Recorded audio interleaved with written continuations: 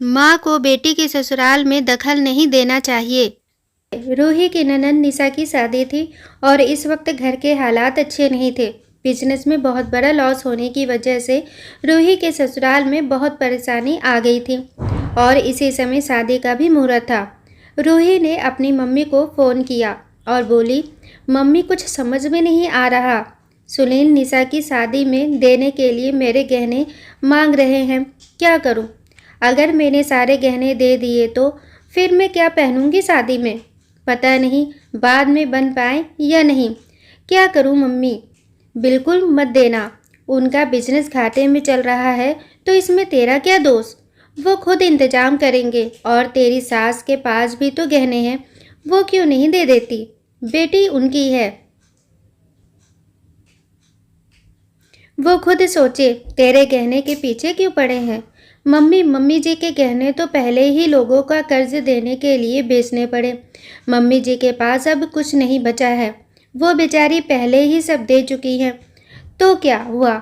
लेकिन तू बिल्कुल मना कर दे। ननंद की शादी के लिए तू अपने गहने क्यों देगी? तेरे सास ससुर और दामाद जी अपने आप इंतजाम करेंगे। तू उनकी चिकनी चुपड़ी बातों में मत आ जाना। तेरे पापा ने कितनी मेहनत और प्यार से तेरे लिए वो गहने बनाए थे। तेरे अलावा किसी और का हक नहीं है उन गहनों पर, समझी? अकल से काम ले।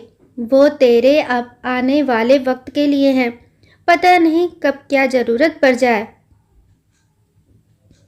रूही को अपनी मम्मी से बात करके सुकून हुआ और वो सोचने लगी, मम्मी सही कह रही हैं, मैं क्यों अपने गहने दूं? वो लोग की बेटी है, वो लोग इंतजाम करें। पीछे नाश्ते को बुलाने आई बहू सुनैना ने सास और ननंद की फ़ोन पर हो रही सारी बातें सुन ली। सुनैना को बहुत बुरा लगा। अपनी सास की बात सुनकर सुनैना बहुत सुलझी और समझदार थी। कई बार उसने अपनी सासू माँ को बातों बातों में समझाया भी था कि वो रूही के घर के मामलों में दखल अंदाजी ना करें, पर रज्जो जी की आंखों में अपनी बेटी के प्यार की पट्टी पड़ी थी। लेकिन आज सुनैना ने सोच लिया था कि मम्मी जी को समझाना पड़ेगा। माना बेटी से मोह रखना अच्छी बात है, पर उसके घर के मामलों में दखल देना अपनी ही बेटी की गृहस्थी बिगाड़ने का काम है। कहीं ऐसा ना हो कि बेटी के घर तोड़ने का कारण मम्मी जी बने। उसने मन ही मन एक योजना बनाई और रिलैक्स हो अपने काम में लग गई। शाम के समय सुनैना सभी के लिए चाय बनाकर लाई। पापा जी, मम्मी जी और अपने पति विक्रम से बोली, आप सबसे एक ज़रूरी बात करनी है। मम्मी जी, पापा जी, मेरे भाई का बिजनेस अच्छा नहीं चल रहा, बहुत घाटा हो गया। पापा भी रिटायर हो गए हैं। जो पैसे उनके पास थे मेरी शादी में लगा दिए थे, इसलिए वो भी भैया की मदद नहीं कर सकते। उन्हें पैसों की सख्त ज़रूरत है। क्या मैं अपने मायके से मिले गहने उन्हें दे सकती हूँ? समय आने पर वो मुझे लौटा देगा। अभी वो उन्हें गिरवी रखकर अपना बिजनेस बचा सकते हैं। मैं चाहती तो चोरी से ये काम कर सकती थी, लेकिन मैंने सोचा अपने बड़ों की राय लेना जरूरी है, तो आपसे पूछने आ गई। तुम्हें अपने गहने देने की क्या ज़रूरत है? तुम्हारी भाभी तो अपने गहने दे सकती है। आखिर मुसीबत में घर की बहू काम नहीं आ सकती तो शादी करने का क्या फ़ायदा? आंखें दिखाती हुई रज्जो जी बोली। जब सुनैना ने सास के मुंह से ये बात सुनी तो उसने कहा, मम्मी जी, जो बात आपको समझाना चाह रही थी वो आपने खुद कह दी। आज मैं अपने माता पिता द्वारा दिए गहने से भैया की मदद करना चाहती हूँ, तो आप मुझे उलाहना दे रही हैं कि उसकी पत्नी को ये काम करना चाहिए। वो गहने भी उन्हें उनके मायके वालों ने दिए होंगे, तो जब मेरी भाभी अपने गहने को पति के बिजनेस के लिए दे सकती हैं, तो नंदोई जी को अपनी इज्जत बचाने के लिए बहन की शादी में दीदी के गहने क्यों नहीं दे सकते? सबके लिए आपकी सोच अलग अलग क्यों है मम्मी? बिजनेस में घाटा हो रहा है और उनकी बहन की शादी करना भी जरूरी है, जो पहले से ही तय थी। तो ऐसे में दीदी अपने गहने अपने पति की मुसीबत में दे देंगी तो क्या गलत करेंगी? माना उन गहनों पर दीदी का हक है, लेकिन जब वो गहने उनके पति के काम नहीं आ सकते तो उन गहनों का क्या मतलब? दीदी के सास ससुर और भाई साहब ने दीदी के लिए कभी कोई कमी नहीं की। जब भाई साहब का बिजनेस अच्छा चल रहा था तो उन्होंने दीदी की हर इच्छा पूरी की। मम्मी जी, जब खुशियों पर सबका साझा हक हो तो मुसीबत में क्यों नहीं।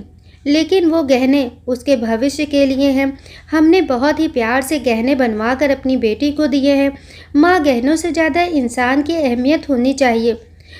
सब कुछ सही रहा तो गहने फिर बन जाएंगे। माँ, सुनैना सही तो बोल रही है, गहने तो फिर बन जाएंगे। अभी जीजा जी को दीदी के साथ और सहयोग की ज़रूरत है। विक्रम बोला, अगर कल ऐसा कुछ मेरे साथ हो और सुनैना मेरी मदद करने से मना कर दे तो आपको कैसा लगेगा। मम्मी, हाँ, मैं ही बुरी हूँ, तुम सब अच्छे हो।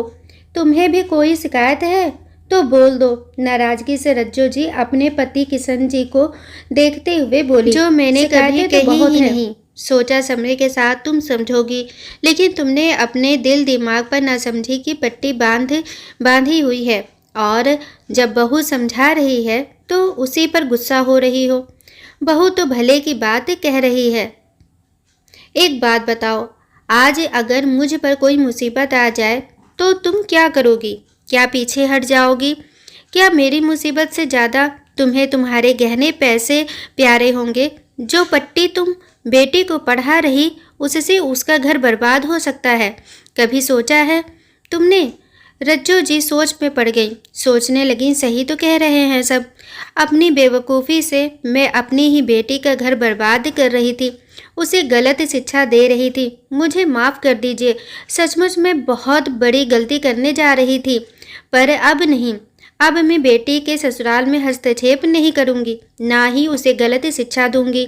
आपने हमेशा मेरी नासमझी और जिद को अनदेखा कर अपने प्यार को कभी कम नहीं होने दिया। आज भी मेरी गलती माफ़ कर दीजिए। मेरी नासमझी के कारण मेरे लिए अपने प्यार को कम मत होने देना।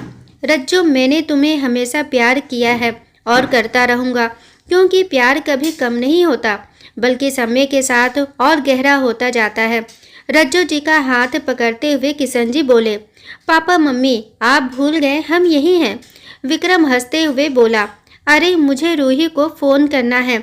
रज्जो जी शर्माते हुए चली गईं। किशन जी ने प्यार से सुनैना के सिर पर हाथ रखा। ऐसी बहू हो तो हर घर में खुशियाँ ही खुशियाँ होंगी। दोस्तों, माँ को कभी भी अपनी बेटी के ससुराल में दखल नहीं देना चाहिए, बल्कि परिवार का मतलब ही यही होता है वक्त आने पर हम परिवार की मदद करें, ना कि पीछे हटे। पैसे गहनों का क्या है, ये तो आनी जानी होती है।